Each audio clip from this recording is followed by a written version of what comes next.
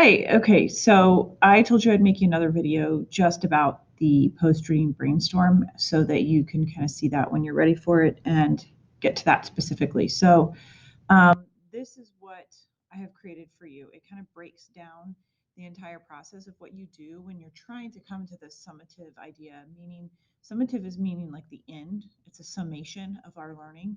And so we're creating a summary of our learning and we're compiling everything we've done into one um, kind of element or project or idea or place so that we can assess and share our learning and share with others kind of the new understandings that we have based off of whatever the learning is. So, you have end of unit tests you can take, you can do projects at the end of the unit.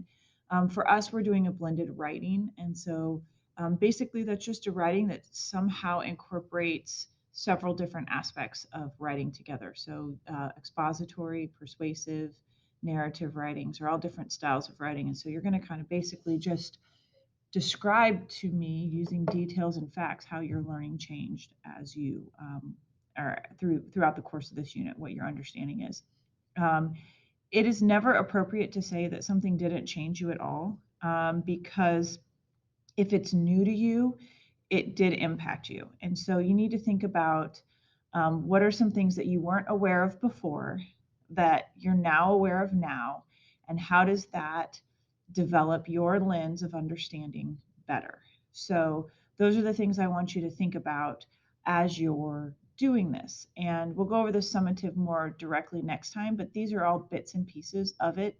So if you can trust me that you can go through this section, you can answer these questions, you're going to be completely prepared to write an essay when you're done with this. You're going to have all the parts you need to be able to fit your essay together. So, what you're going to do this time, and this is kind of, there's three parts to our summative. The one that kind of looks at where we were when we started, one that looks at our learning as we went through, and then one that looks at the end of our kind of reflects back on how that changed us. So by using this process here, you're going to get a lot to work with when you go to write your section 2 and section 3. So our essential question is, how am I impacted by studying cultural perspectives that are different than my own? And so the first thing we need to do is we need to go through our supplemental readings and review them. Not all of them will be as important to you as others, but I would go through and kind of review your notations and kind of revisit them, skim them over, look at what you marked on there, and then decide, like, okay, did my thinking change, or do I see this differently now that we're done with the book? Now that I've read more articles, we started with culture at the beginning and we kind of defined our own culture.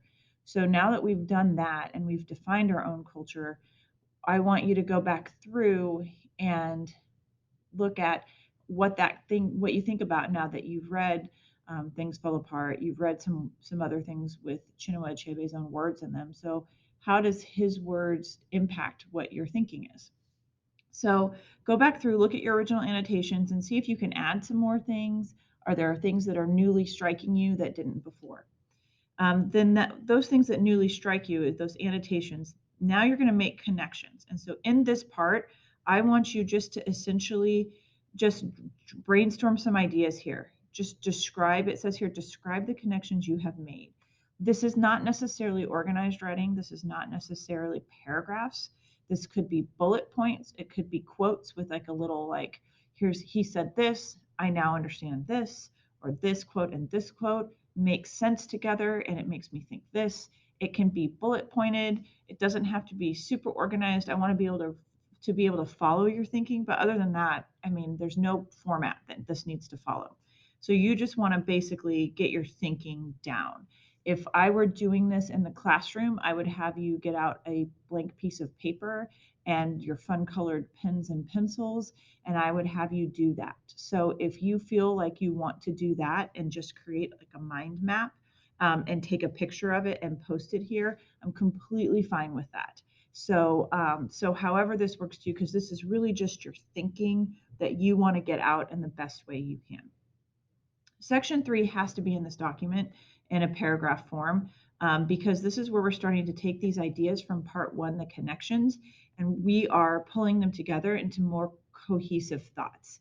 These don't have to be perfect bits of writing either. This isn't a polished piece of work, but this is you taking those bits and taking those connections you're starting to make.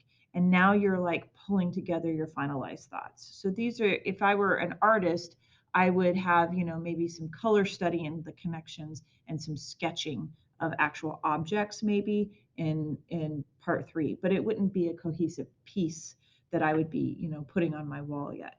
So this writing right here, I want you to consider these questions. These are questions to get you kind of thinking about what I might want you to answer questions to. They won't necessarily touch on all the understandings you have. So if you have some thinking that really is sticking out to you, but it doesn't necessarily answer one of these questions, you can still add it here. These aren't exclusive only questions that can be asked. But I know sometimes when you are not sure what to do, and this is kind of a new activity, if I don't have a question to answer, I don't really know what to write about. So these questions there are only intended to help you kind of get an idea of what kinds of things you should be kind of spinning your wheels on, because we really want to get back to this essential question up here at the top. And I think from what I was thinking about, these questions seem to get there. If you have another take that might be able to get you to answering these questions, that's completely fine, to go in that direction. And you won't use all of it in your essay, but if you don't have some of it down here, it'll be real hard to kind of figure out how to pull your essay together. So this is just some brainstorming. Essentially, what I'm asking you to do is own your thinking to some extent and to make yourself pull your ideas together. So again, there's no wrong answer. There's no huge expectation. These answers should be 300 words ish or so. That's a guideline, not a rule. Some of them, one of them you might have 200 words for, and another one you might have 600 words for, because the way you understand it is differently. So you need to try to have some meat to it, and you need to try to go into some detail. But this is really just you practicing, and this is really just you trying to get some ideas down. And if you don't have a whole lot to say, go back to your texts again. Go back to Things Fall Apart. Try to see some connections there. So if you get stuck, that's what I always do, is I go back into the text and I start piecing things together. So essentially, these don't end up being in isolation. You kind of work back and forth between them to some extent, especially if you get stuck. Um, so supplemental readings, I just put the list here. These are the things that we read that were not Things Fall Apart. So Things Fall Apart, I definitely think will be part of this discussion, and you'll definitely pull things from the text. You may or may not pull from all of these. I don't know. It just depends on which one's kind of stuck to you. I gave you a variety with the intent that not everybody's going to like everything or find something meaningful in each article. So I gave them to you so that you could hopefully find something that seemed to like strike you in a way that you could really make a connection with. And so that's the purpose of those texts. So you pick and choose how you want to use them. I would use multiple texts. I wouldn't just stick to one, but which ones do you choose and exactly how many is up to you.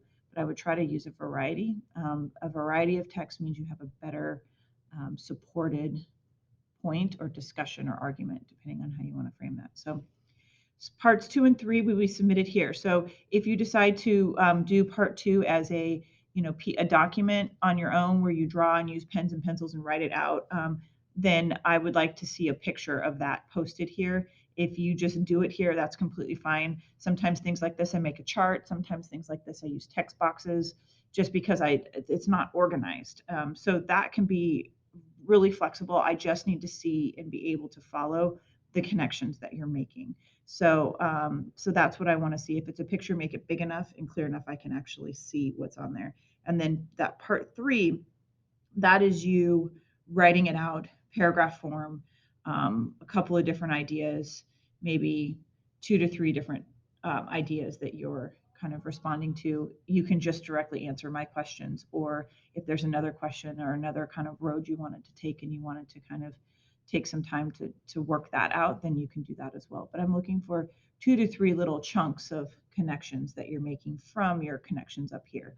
So, those connections, you might make 5 to 10 different connections between the texts, and then have, 3 different kind of ideas that you've pulled out in the bottom. So I hope that you have a good time with this and kind of enjoy the process of kind of pulling your ideas together and coming to some kind of understanding that's yours and solely yours.